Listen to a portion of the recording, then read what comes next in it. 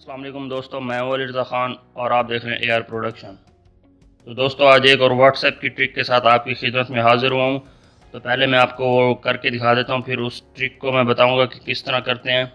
तो दोस्तों सबसे पहले आप गैलरी ओपन करके उसमें से एक पिक को सिलेक्ट कर लें। तो जैसे मैंने इसको, तो मैं इसके कैप्शन में लिख देता हूँ माय न्यू लोगो। तो मैं इसको सेंड कर देता हूँ।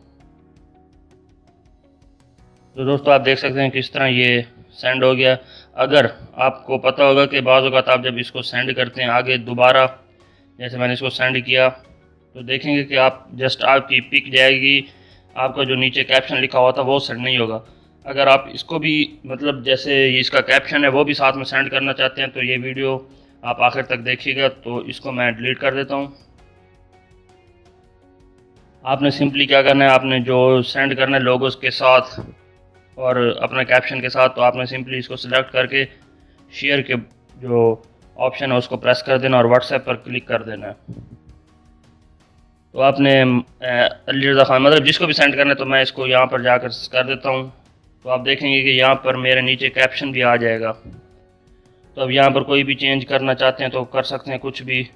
तो आप देख सकते हैं कि इस तरह अभी हम सेंड करते हैं तो आप देख सकते हैं कि किस तरह से ये आपके सामने शो हो गया, बिल्कुल मतलब वो कैप्शन भी साथ गया है। तो दोस्तों उम्मीद करता हूँ आपको वीडियो पसंद आई होगी।